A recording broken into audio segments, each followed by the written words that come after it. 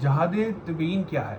جہاد تبیین اس وقت میں یہ سمجھتا ہوں کہ ہر مسلمان پر واجب ہے۔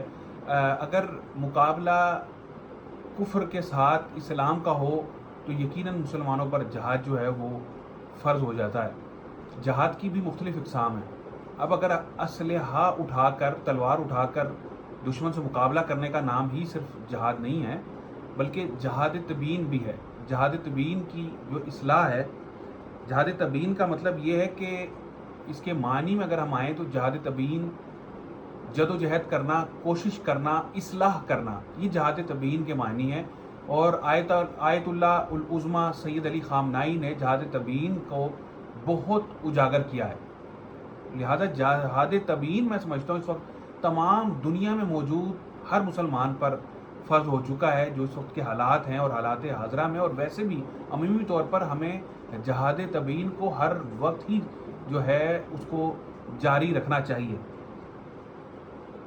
جہاد تبیین کے جو معنی ہیں ان میں حقائق کو واضح کرنا ہے، سچ کو واضح کرنا ہے، اور جھوٹ اور پروپوگنڈے کو روکنا ہے۔ یہ جہاد تبیین ہے۔ موجودہ صورتحال میں ہر مسلمان کے پاس ایک تو عام طور پر بھی کسی بھی خبر کو یا کسی جھوٹ کو پھیلانا تو ظاہر ہے کسی بھی طریقے سے اس کی اجازت نہیں دی جا سکتی، لیکن اس وقت موجودہ صورتحال میں ہر وہ خبر جو آپ یہ دیکھیں کہ اسلام کے خلاف ہے، اگر اس وقت موجودہ ایران کے خلاف ہے، کیونکہ ایران اس وقت برسر پیکار ہے کفر کے مقابلے میں، امریکہ اسرائیل کے مقابلے میں، اور لہٰذا ایران سے متعلق اگر کوئی منفی خبر ہے تو اس کو ہمیں رد کرنا چاہیے، اسے ہمیں شیئر نہیں کرنا چاہیے۔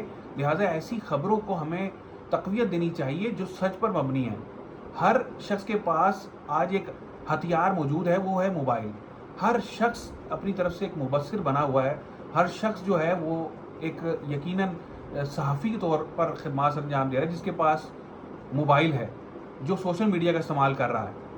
اب اس کا استعمال کیسے کرنا ہے ایسی صورتحال میں؟ آپ کا ایک اچھی اور سچائی پر مبنی بات پر آپ کا کیا گیا کامنٹ بھی بعض اوقات اس کو بھی لوگ دیکھتے ہیں، تو وہ بھی حقائق پر مبنی ہونا چاہیے۔ آپ جو کسی حقی اور سچی بات پر جب آپ کوئی نیگیٹو کامنٹ کر دیں تو یقیناً اس کو بھی بہت سے لوگ دیکھتے ہیں۔ لہٰذا ایسی صورتحال میں جہاد تبیین ہر مسلمان پر فرض ہے، جس کا معنی یہ ہے کہ حقائق اور سچائی کو جو ہے وہ آشکار کیا جائے، دوسروں تک فوری طور پر باہمی طریقے سے اس کو پہنچایا جائے۔ اور آج جہاد تبیین کیوں ضروری ہے؟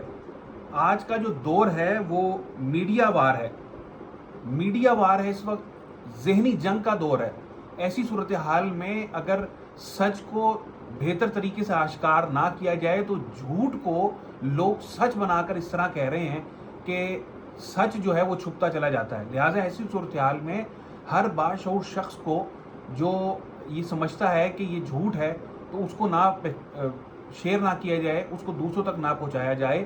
لہٰذا اگر کوئی سوشل میڈیا کا استعمال، اب سوشل میڈیا ہی نہیں، الیکٹرانک میڈیا، پرنٹ میڈیا اور دیگر جتنے بھی ایسے ذرائع ابلاغ ہیں، ان کا استعمال جو بھی کوئی شخص کر رہا ہے وہ ایسی صورتحال میں حقائق کو جو ہے وہ آشکار کرے، اور جو جھوٹ پر مبنی گفتگو ہے اس کو جو ہے وہ روکے۔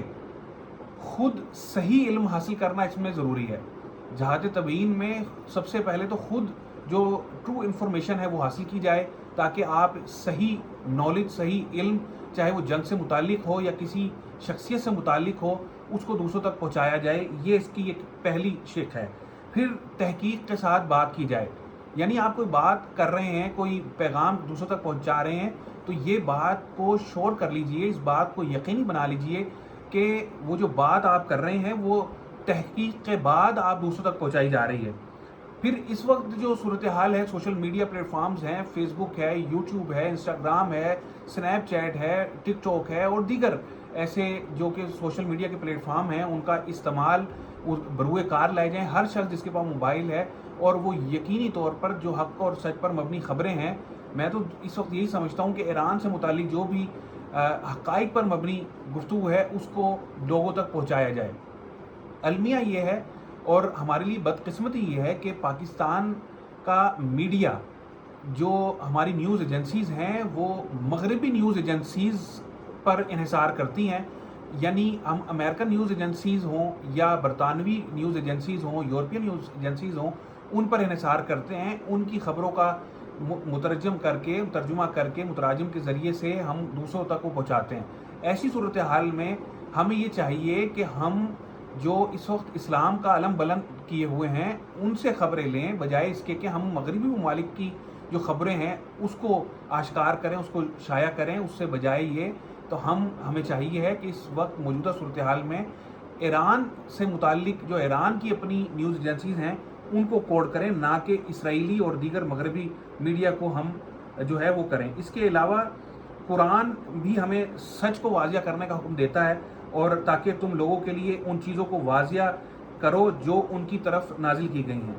یعنی ان لوگوں کے لیے ان چیزوں کو واضح کرنے کا حکم قرآن دیتا ہے، تاکہ تم لوگوں کے لیے ان چیزوں کو واضح کرو جو ان کی طرف نازل کی گئی ہیں. یعنی حق کو چھپانا نہیں بلکہ بیان کرنا ذمہ داری ہے. یہ جہات تبیین کی میں نے آپ کے چند ٹوٹے پھوٹے الفاظ میں آپ کی سمجھ خراشی کی ہے.